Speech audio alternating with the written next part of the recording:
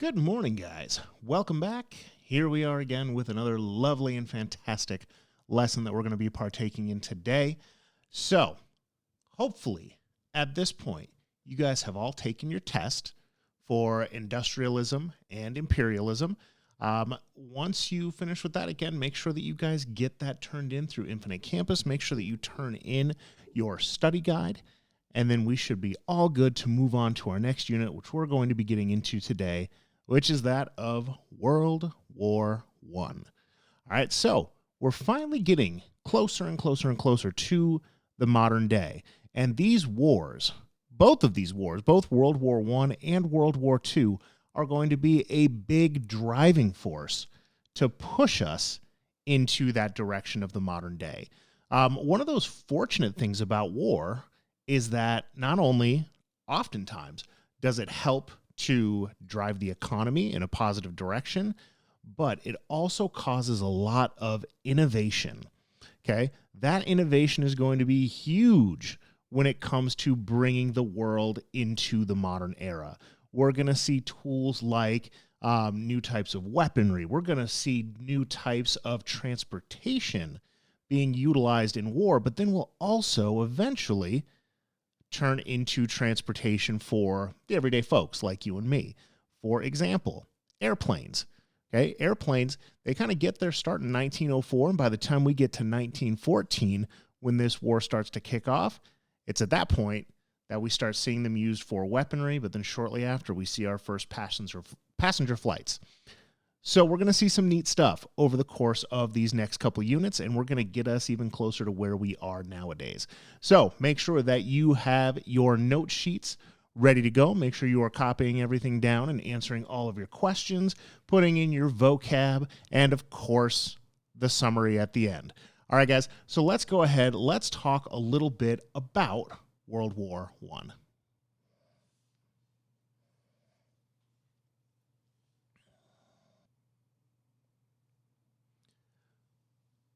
So as we get into these wars, there's a really big buildup. And unfortunately, given the nature of our curriculum, we don't really get to focus within world history about how everything really was set.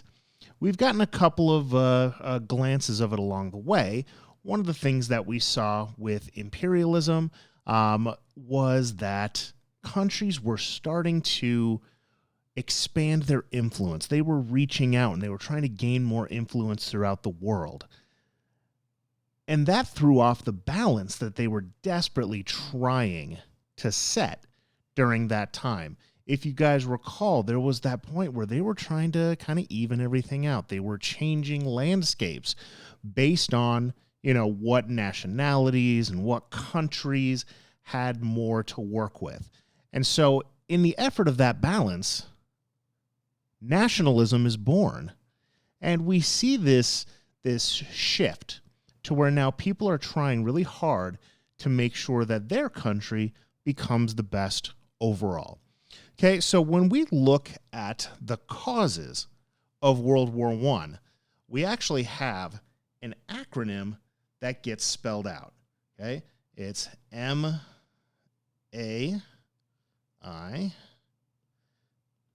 And N. Okay, so these are the main causes. So what we're going to see here is, and actually we're going to kind of start off backwards. We're going to start off here with N, and that is nationalism. Okay, so we can see right down here we've got our nationalism, and we've talked about what this is before. This is really just your basic pride for your nature. Now, this can, of course, kind of evolve into some things that aren't necessarily so pleasant, and we've talked about that spectrum. Could be as simple as something as, school pride. You guys think you're the best, and your school is better than anybody else's, but, there's no violence, there's no real talking down to other schools or anything like that. It's just simple pride.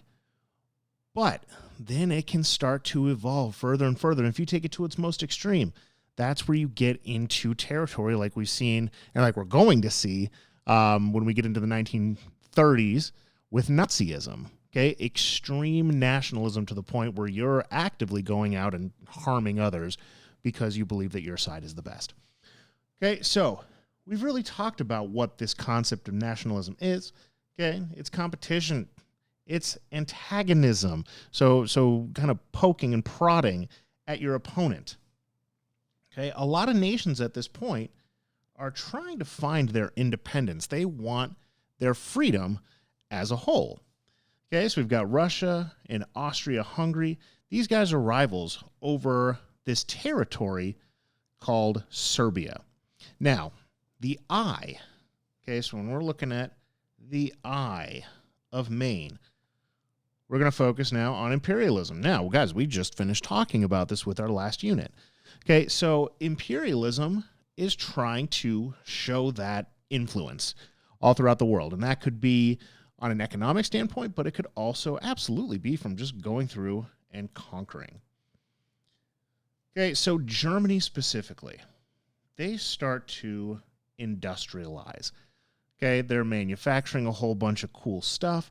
They're getting their own products, but also they're starting to try to expand their reach, much like France and Britain. So they're looking for their own colonies where they're going to be able to take all of this stuff that they've created through industry, and then they're going to be able to sell it to them, thus making them viable competition with these two powerhouses that have been around for all these years previously.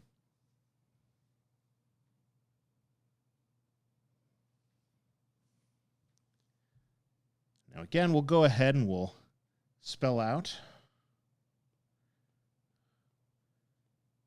Okay, so we've got our main causes. So we know this right here, the N is for nationalism. The I is for imperialism. And so now we're going to look at M, which is going to be this right here, militarism. So the concept of militarism is pretty simple. These countries are building up their military.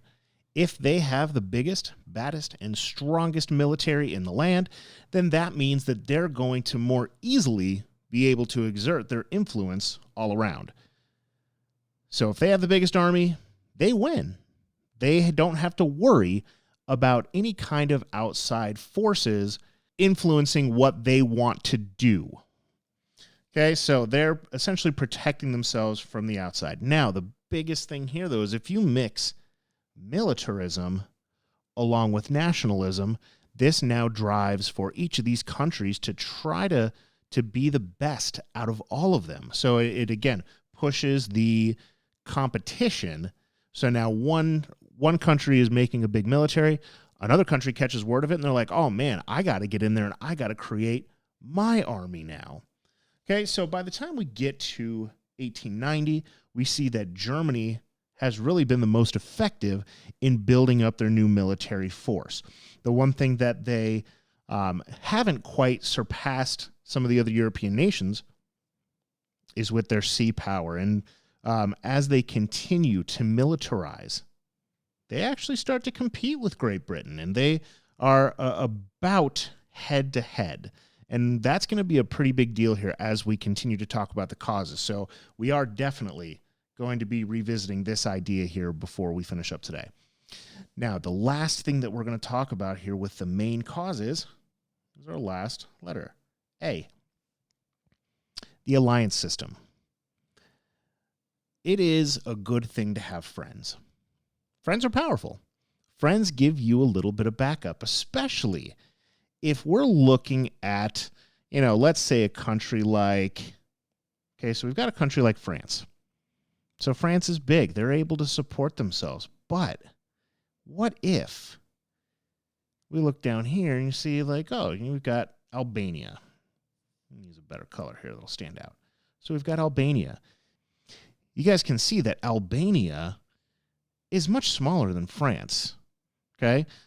In two ways. Of course, geographically, we can see France is a lot bigger than Albania is. But also as far as population, France has a much larger population, so they can get more people to join their military. Albania, no matter how much they try, they're not going to be able to compete with France or Germany Austria-Hungary, the United Kingdom, anything like that. So there's really not a lot of competition to be had in this case.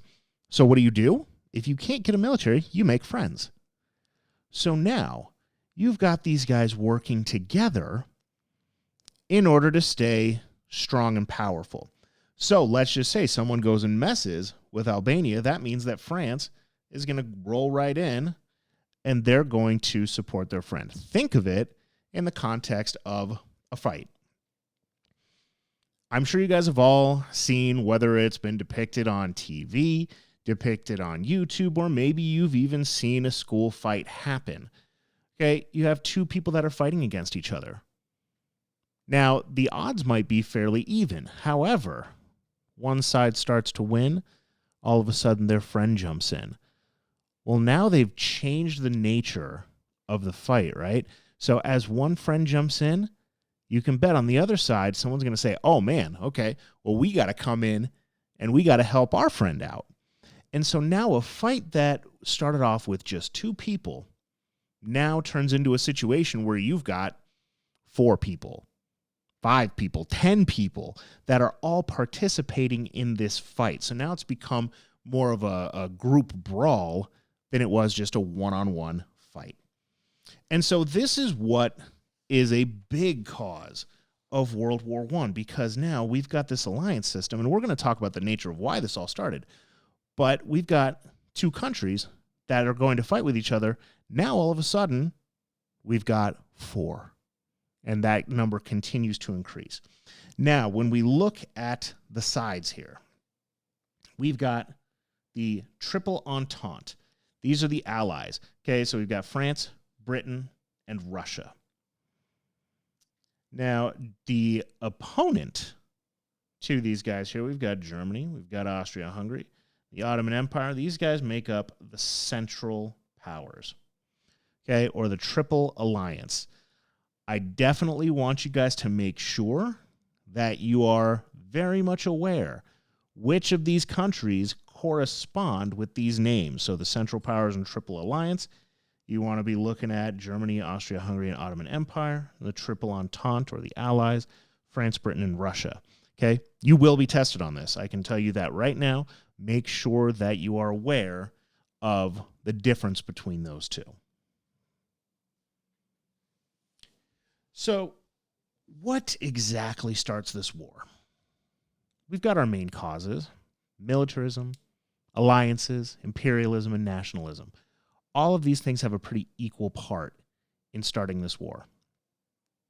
However, there has to be a situation, right? What situation got this thing kicked off? Well, there's an area within Europe called the Balkan Peninsula. This was seen as the powder keg of Europe. Now, what this means is, if we're looking at a powder keg, that means a container of gunpowder. So the slightest little spark will set the whole thing off, and it'll turn into a giant explosion. Okay, so there's a lot of things that are kind of working towards that direction. Now, in that region, you've got a lot of ethnic rivalries. So different types of people are kind of vying for superiority. Okay, leading powers have economic and political interests. So they're trying to shape the country in kind of the form or to the traditions of their specific people. Now, the Archduke of Austria, Franz Ferdinand, he ends up getting killed by this guy right here. Okay, this guy is named Gavrilo Princip.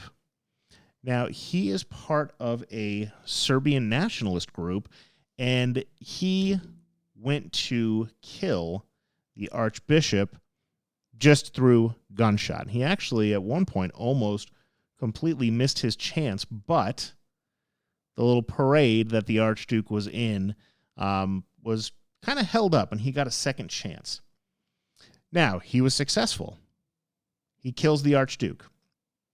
So Austria-Hungary, again, which is where the archduke was from, declares war on Serbia. Now, in any situation here, they're expecting a short war. And you know what? For the most part, that would probably be the case if it was not for alliances. The alliances pulls one nation after another into this war. And so now this conflict, which should have by all means just been dealt with between Austria, Hungary, and Serbia, now all of a sudden becomes an entire worldwide conflict. And eventually, we start even paying too much attention to those specific nations. As these larger nations are drawn in, they become the focal point of this conflict. Now, as the fighting starts, they have to come up with a bit of a plan. Okay?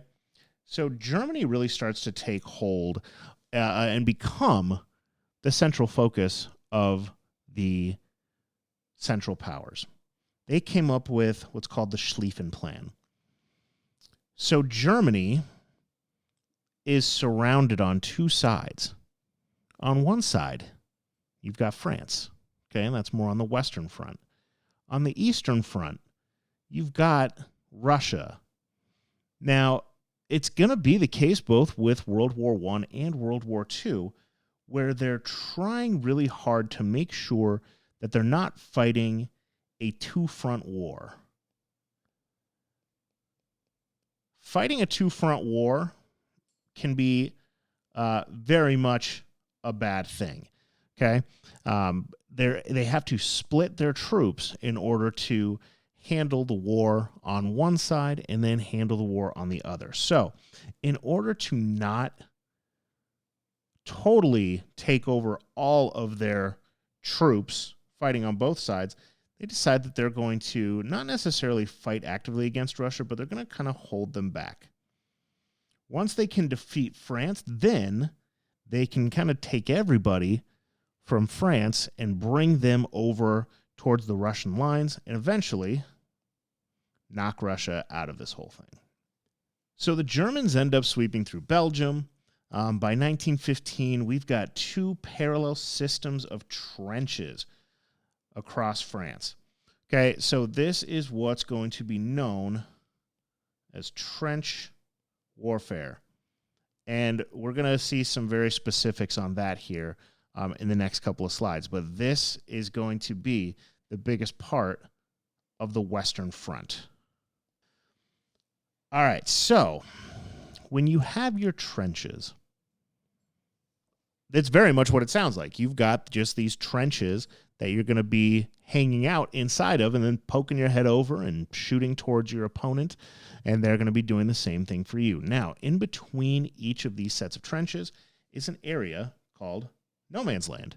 Now, much like the name implies, there's not a lot of hospitable land in between these two trenches. When you go over there, there's usually a large expanse of mud, okay? There's a lot of danger between artillery, so cannons and bombs and mines, okay? There's a lot of that out there, but they also utilize their machine gun fire to cut down any troops that were moving across no man's land. Okay, so you were taking a really big chance if you were to go out and leave and go through no man's land. The problem is that to a certain extent, you had to.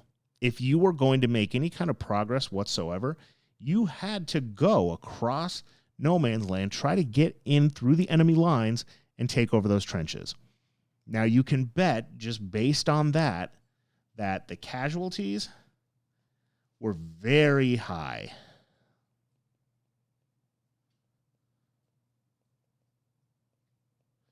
Okay, so the casualties are very, very high for trench warfare. So let's talk about what exactly trench warfare looks like, and we'll take a look at a couple of diagrams. Okay, so with this particular one, we can see a couple of things. First of all, here is that no man's land that we talked about just a moment ago. Now, down here, we can see, here are all of the trenches. So this is there, and then we can also see they kind of go all the way back here. They branch out. So this is really a long network of these trenches. And so as we look further at the picture, we can see right here, we've got large groupings of soldiers. So right here, we've got medical. Right here, we can see these guys are kind of poking over the top. They've got their rifles. We can see that this guy has a gas mask. One of the new forms of warfare that we see during this time is utilizing gases. Okay, and that becomes pretty huge. So you had to have your gas mask ready to go. If you didn't, there was a very good chance that you were going to get killed. Gases ranged from just, being kind of nasty and disabling people temporarily to being outright poisonous and deadly. So these areas here, the SAPs, these are specific areas where people are kind of doing their recon. And then we can also see we've got some barbed wire. Now, the barbed wire is important. The reason that barbed wire is there is to stop enemies from coming over on no man's land. Okay, so as they're coming over, these lines of barbed wire stop them, or at least slow them down. So now this guy here chilling in the SAPS area, he's going to be able to take this grenade like he just did and throw it out there. These guys are going to be utilizing their guns. Okay, we can also see in the background there's tanks that would help to kill anybody that is coming across through no man's land. And then, of course, one of the things that I mentioned earlier on in the presentation, there was a lot of airplanes that were being used for various reasons. Some of them were just around to look and see the network of trenches, get some recon, figure out where the enemy actually is. In this picture right here, we can see they're depicted more dogfighting with each other. So they have their machine guns on the front of the plane, and they're trying to shoot each other down from the sky. Here we can see a little bit more of a cross-section. Again, we've got our airplanes up here. We've got our reserve trenches. There's areas for communication. Right here we can see there's kind of a bunker. Okay, so if we zoomed in, which unfortunately we can't right here, you guys can kind of see there's a couple little cutouts. They would stick their machine guns right through there, and they would fire. And again, this would be a really advantageous position, given that this area right here is no man's land.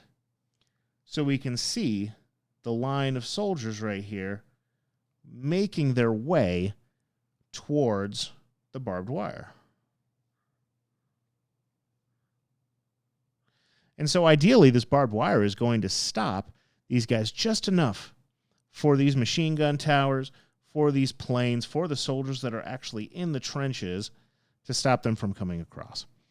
They've also got areas within the trenches that are kind of dug in underground that they would use for communication, that they would use for planning, and in many cases also for medical use, making sure that their people are safe and able to be treated. Now, if we look all the way towards the back here, this is their artillery. These are their cannons. So these things will be firing, and that will be hitting these guys. And again, slowing their roll so that they're not able to make any progress into the trenches. Now, this picture gives us kind of an idea of trench life. So we can see we've got this guy right up here. He's looking to see if there's anyone coming across. Now, one thing that's kind of interesting with this photo, and so I guess it's always an unclear thing when it comes to warfare, when we look at these people, we don't know if they're sleeping, we don't know if they're dead. Could be a mixture of both, and that's what makes trench life so difficult. Because let's say, for the sake of argument here, that those people are dead. There's not always the opportunity to take people out in a timely fashion. In fact, when it came down to it, there was a lot of dead bodies rotting in there for a long time. If you look also just kind of towards the floor area. Now, in this particular trench, it actually looks pretty dry, and it looks at least as hospitable as a trench can get. In many cases, some of these trenches, they were covered in water.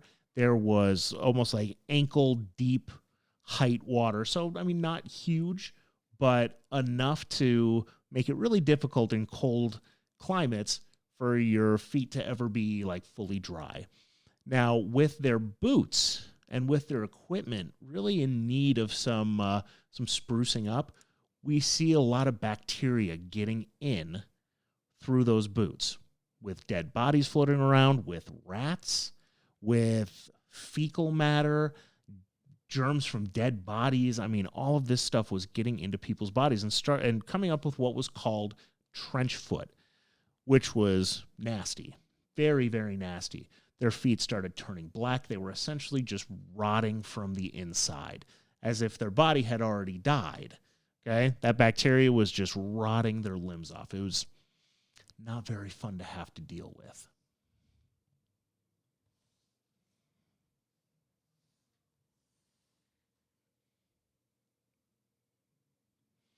Now we can see right here, we've got guys going over the side. They're heading their way into no man's land out of what actually looks like a very shallow trench.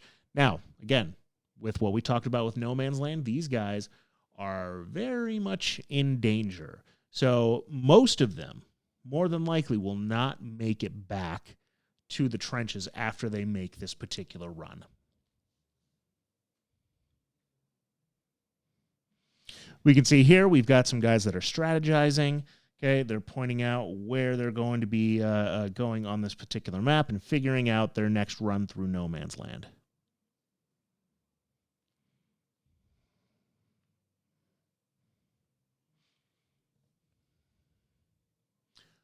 So we have a big question here.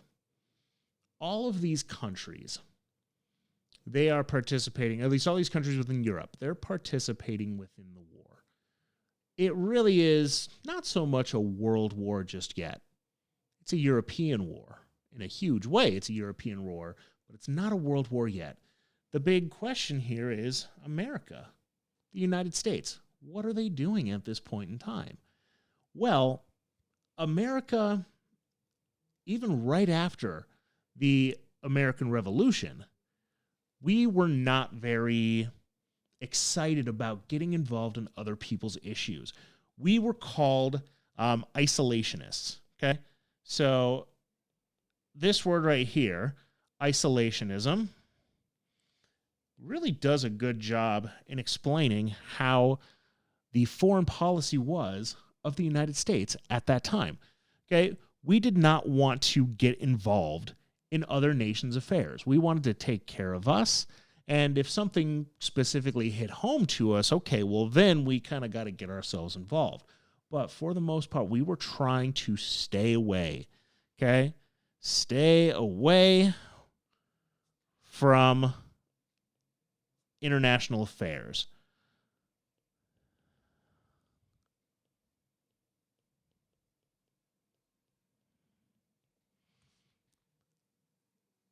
We didn't do a great job of it. Now, the reason why I say that is because when it came down to it, we were very necessary to help out both sides, but even more so, we ended up getting directly involved. So when we look at our loyalties, and when we look at just a snapshot of America at that time, around the 1880s, we started to get a huge influx of immigrants to the United States. Okay, all of those immigrants really were a good representation of other nations. We'd be getting them from Germany. We'd be getting them from Italy. We'd be getting them from Russia and other areas in Asia as well. So all of the groups that we're fighting against, now all of a sudden we've got these people in our nation. And so naturally we've got German Americans, they're sympathizing with Germany. When you leave somewhere, so let's just say at one point in your life, you decide that you're going to go live in Africa. are you doing it because you hate America and because you want America to burn and die? Well, I mean, let's be honest, there are probably some people that would feel that way. But for the most part, no. Maybe you moved there for a better opportunity. Maybe you found someone there that you fell in love with and you wanted to go live with them there. Okay, there's a lot of different reasons why people would leave a country, but that doesn't always mean that you hate the country. So, of course, these German Americans, they're sympathizing with Germany. They want Germany to do well because it's what they remember, and it was their life previous to coming over here. Because of that, there were a lot of folks within the United States that were very, very uneasy about these German Americans, about Italian Americans and Russian Americans and so on. Okay, so there's a little bit of that, and that results in nativism. So pretty much what that means is just having more of an affinity for people that were naturally born in the United States rather than those that are coming in. Okay, a lot of people feel ties to British ancestry, the language, democracy, the legal system, okay, and not to mention, we have a much stronger economic tie with the Allies rather than the Central Powers. Okay, so when it came to allying up with somebody, the Allies were really kind of the more natural option because, well, we were selling more stuff to them. Okay, we were important to their role in the war.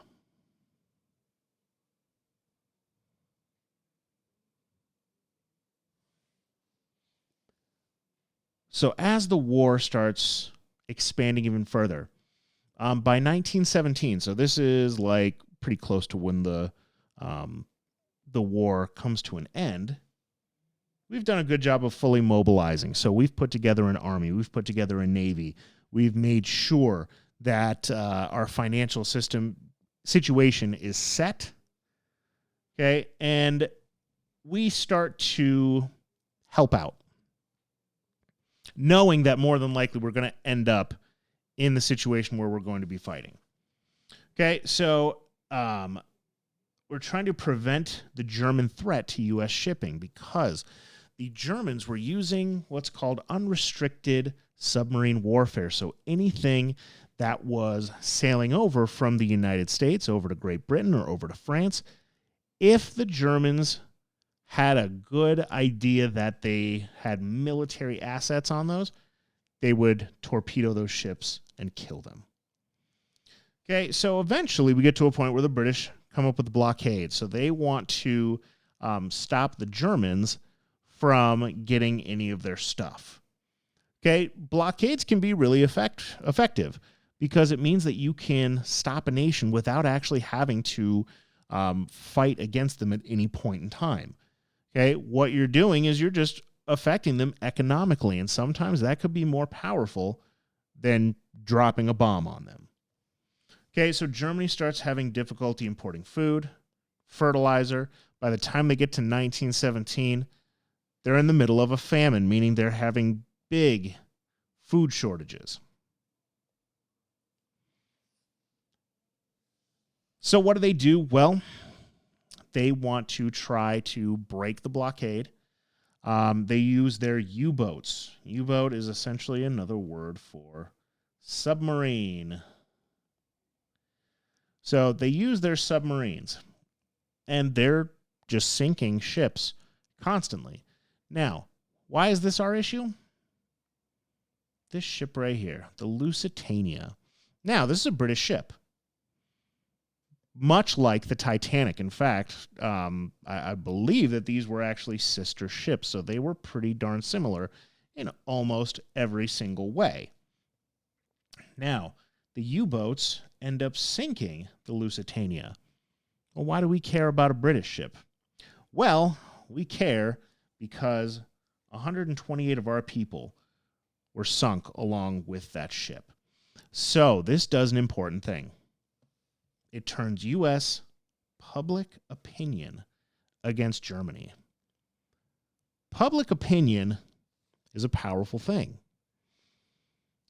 It's one thing for a politician or for a president or for Congress and the Senate to want to have to go to war. They want to make sure that they have the people behind them, because if you don't, well, then it's going to be pretty hard to get reelected the next time around. And that's usually pretty quick. It's either 2 years or every 4 years, depending on what form of government that you are participating in. Okay, so Germany asked the U.S. to get Britain to end the food blockade, because that's why they started sinking ships, because they were stopping or trying to stop the blockade. However, if the U.S. would not comply with this, unrestricted submarine warfare would continue.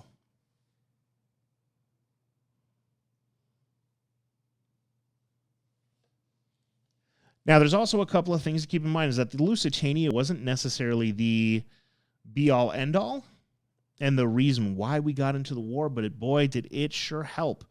Couple other things start pushing at us. One of those things is the Zimmerman Note. So the Germans send a telegram to Mexico. And at that point, our relations with Mexico were a little rocky. And so what they said is, they said, hey, Mexico, if you guys help us in the war, once the war ends, we will make sure you get all of your land back. So that would include Texas. It would include areas of the Gadsden Purchase. So that would be part of New Mexico and Arizona. And then, of course, California. So all of those territories would be brought back to Mexico, courtesy of the Germans. Okay, we also see 4 unarmed American merchant ships are sunk. And so we decide at that point, it's time to jump in. Now, Woodrow Wilson, our president at the time, he also kind of uses kind of what we talked about with the imperialism, with the white man's burden. Woodrow Wilson was very flowery. And he really tried to use these ideas of idealism, okay, for justifying some pretty nasty actions. Now, is he wrong for doing so? I mean, it's kind of up to you to decide. There's a lot of gray area here as far as why we went into this war and whether we should have or not. But he was saying we need to make it safe for democracy. Democracy is key. People being able to have a choice in their government is key. Again, sounds great. Okay, and so we jump into that war. So again, we can just see some more pictures of what life was like on the front. You can see guys with their gas masks. We see just the large crowded conditions within the trenches themselves. We can see these guys kind of putting together some artillery, some mortars, so that they can fight. And then, of course, we have our dogfights, airplanes, and so on. If any of you guys have ever seen Peanuts, okay, we all know of Snoopy fighting against the Red Baron. Okay, the Red Baron was actually based off of somebody that fought for the German side in World War I. And then, of course, one of the things that we're going to get into is the concept of propaganda. Propaganda. I probably picked the worst place to write that, but that's okay. So all of this artwork here, we're going to actually get into it a little bit more as we continue on through the week, but this is just a way for countries to get people on board with the fight, to get them ready to rock and roll and to join up with the military and keep the war going until they come to a definitive finish and a victory. And so here's just a couple more examples of what that looks like. And again, guys, we're going to be talking more about this once we get a little bit later on into the week. All right, guys. So there it is. So we've kind of gotten a look at the beginning of World War I, what caused it. So the main ideas, remember, militarism, alliances, imperialism, and nationalism. Okay, those were the big things that caused it. But all those things only really set the stage. We had the assassination of the Archduke. And then, of course, from there, everything just went blazing out of control. Okay, so that's how our very first World War starts. Now, as we continue on, we're going to talk more about the war propaganda, but we're also going to talk about how World War I and the finish of it became directly responsible for World War II and how that all started up. Okay, so guys, now that we're done with our notes, let's make sure we go do everything else that we need to get done. Get your vocab, get your questions, get your summaries in and taken care of online. Also, guys, please make sure that you are taking the time to look at your Infinite Campus. I'm going to be adding in your grades. I have not, at this point, added them in yet, but I'm going to start. Okay. The reason I was kind of holding off on that is because, we're still, as a district and as a school, we were trying to figure out how to apply everything appropriately. You guys have kind of been told one thing, and we're making sure that everything kind of fits within those guidelines. So I apologize if you guys are curious about what your grade is looking like. I will make sure to have that ready to go before the end of the week. Okay, so make sure that you're staying tuned for that. If you guys got any questions, shoot an email my way. I'm going to be adding some other questions and whatnot to the Google Classroom just to get a feel for how you guys are doing right now with this whole quarantine thing. But let's just kind of keep at it. Stay inside, guys. Wash your hands, all that fun, funky stuff. Okay, let's make sure that we are kind of staying within the spirit of this whole thing, right? We've been told we need to quarantine. Let's make sure that we do, so that we can get out of here as soon as humanly possible. All right? So, guys, appreciate you guys taking the time to do this. Keep it up. Keep working hard. If you guys need anything, let me know. Have an amazing rest of your day.